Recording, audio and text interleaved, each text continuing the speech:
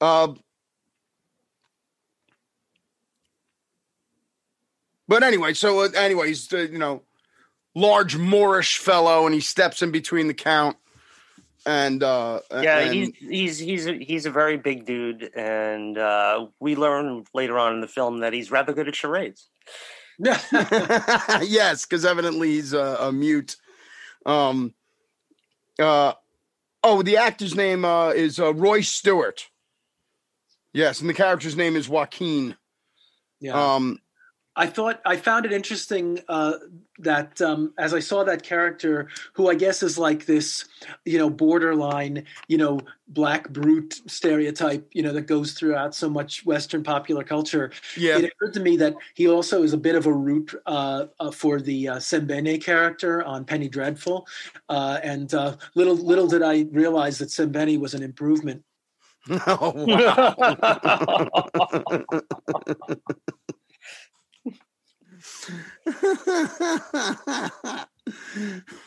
So anyway, the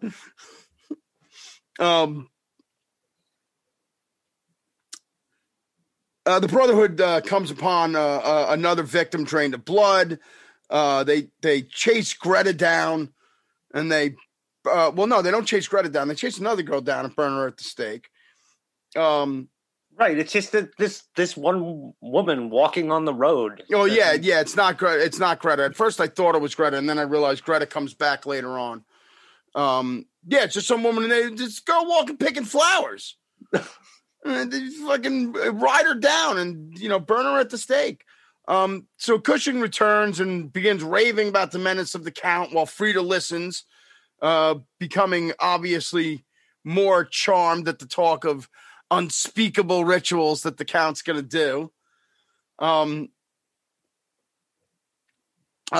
we find the Count and his sycophants are performing a satanic ritual. His sycophants are performing a satanic ritual, and he looks on quite bored. And he throws a temper tantrum. Can I just say that that was my one note that I took, by the way, was when he's ranting about wanting to experience new things. I wrote down that Karnstein is nothing but a wannabe Cenobite.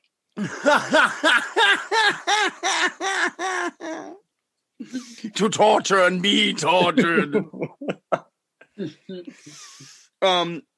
I was too busy, while Patrick was being distracted by other things, I was too busy being distracted by the fact that every time I look at Count Karnstein, I'm seeing the mature David Cassidy.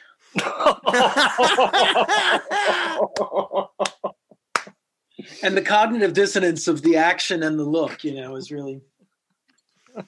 That's scary, as Count Floyd used to say. Weil gets pissed off, he does look like Count Floyd. Holy shit.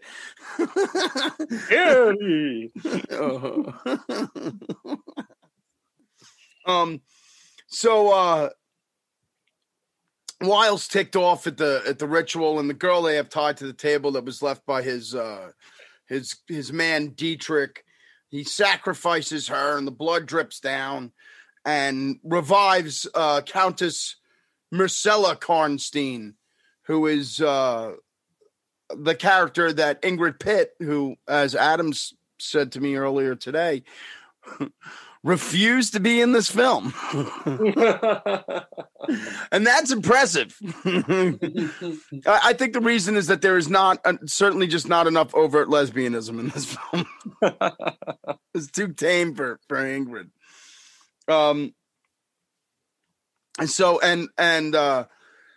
As Count Karnstein and Marcella are embracing, and she is about to turn him into a vampire, she very suggestively strokes a candle, which is great. That was fucking hilarious. I'm sure that people in the theater in 1972 were, shocked. I think this got a PG rating though. At least in Britain, it got a GP, I guess is what they call it. They had to really fight for it. I read that on Wikipedia, so it must be true. Yeah. That they ended up cutting out like 9 minutes here and there. The Lost 9 Minutes of Twins of Evil.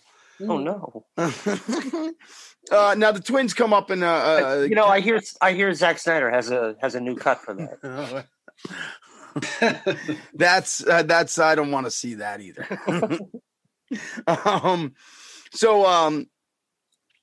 The twins come up in their carriage in the town and with their aunt, and they see a party of men hunting boar.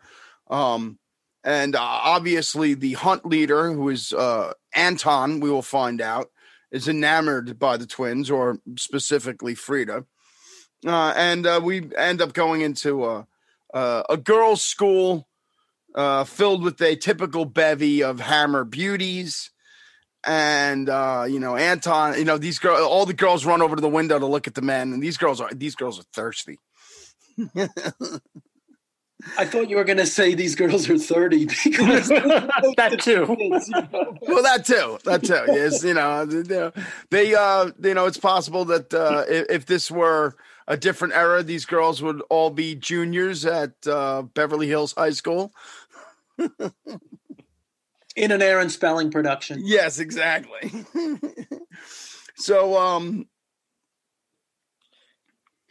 I forget who says the line, but I made a note. You girls are all lazy whores. I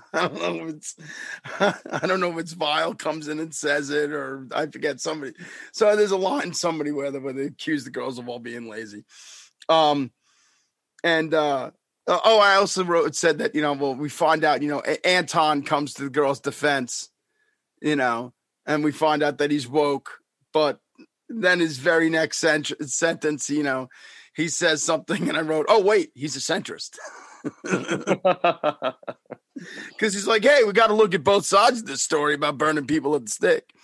Oh yeah, he says Vile may be misguided, but he's a good man. Yes, that's what it is. This is 4.5 seconds after he calls him barbaric. But I guess what he's trying to say is there's some fine people on both sides. Yes. So the girls have an argument, and Frida sneaks out to see the Count, and she gets picked up by Joaquin, the manservant. He carries her to the Count's castle, and the Count has dinner set out for himself. By the way, can I just say something? I can't remember the last time I saw a film where the entire movie was shot day for night. Yeah, I was going to say that later on, that there's a wonderful moment where, typical Hammer nighttime filter on to make daylight look like night. I always love that. What I loved was the split second where it's already supposed to be the dead of night, and Frida's looking across, the ravine to Karnstein Castle on the nearby mountain rise, and it's in broad daylight. Yeah. All right, sorry I interrupted. No, please. So, and that's what this is about, is interrupting me. So the Count has dinner set out for himself, Dietrich, and Greta. He toasts to Satan, which I thought was pretty funny. It's kind of like gentlemen to evil. And Dietrich is worried about the girl that the Count killed in the ritual. And he's like, they're going to call the man. And the Count is like, yo, snitches get stitches, bitch. And then makes a really this great. Is more like The Wire than I remembered. Yes. and then Karnstein makes a great comment about Dietrich's shitty love life.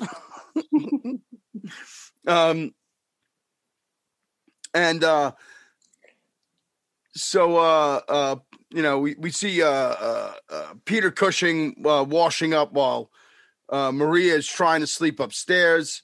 And so the Count has Greta carried off by Joaquin, the manservant, so he and Frida can do what is obviously going to be no safe word BDSM on her. And Frida's definitely into it. They've, chain her to the wall, turn her into a vampire. And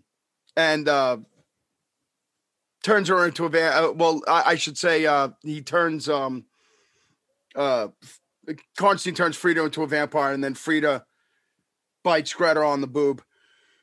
And I gotta ask, what happens to Countess Karnstein? She just disappears? Yeah, she's not in the movie ever again. Yeah, good question. Well, you know what? They were planning on having to pay Ingrid Pitt, so they only wrote one scene. Good point.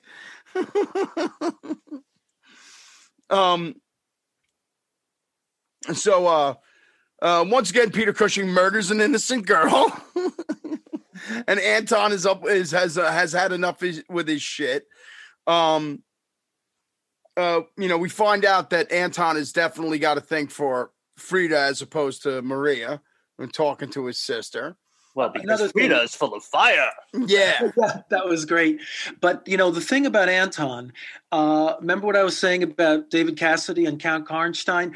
Every time I looked at Anton, I was thinking a young Robert Urich. Oh, wow. Okay. Yeah. That.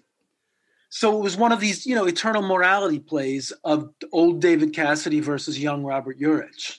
It's like a crossover of a Partridge Family and Vegas episode. Yeah, absolutely. Yeah, that could have happened actually, because they would have been playing a Vegas casino. Wow, I think we got something here. Oh wow, this has got to be this could be an incredible comic book crossover. I wonder if we can get the rights to these characters. Welcome to Karnstein's Go-Go Review. Yeah, we can. Yeah, homage. We'll get Robert Rodriguez to do it. It'll be perfect.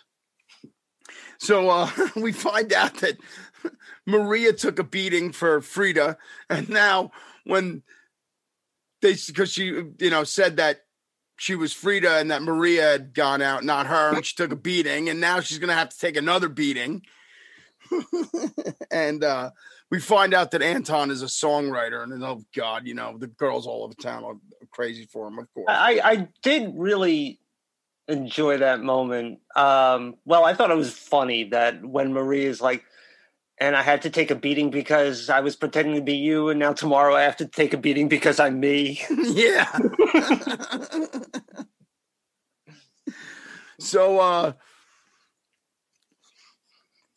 anyway, Anton comes up with some bullshit reason for his sister to go visit his aunt so he can, teach the girls on his own.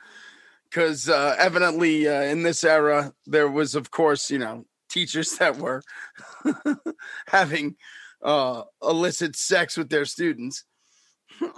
And and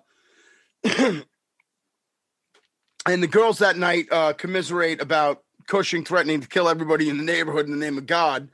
And Maria admits that she has a thing for Anton to Frida.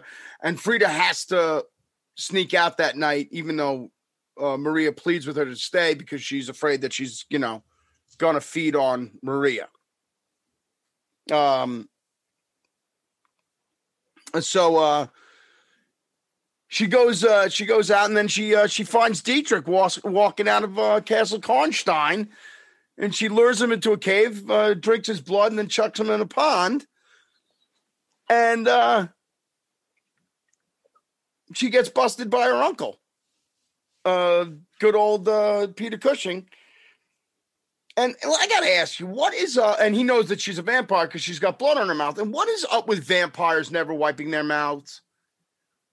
I mean, it's like, they're supposed to be the classy type of undead, and they walk around with blood on their lips all the time. They want to get caught. It's a cry for help.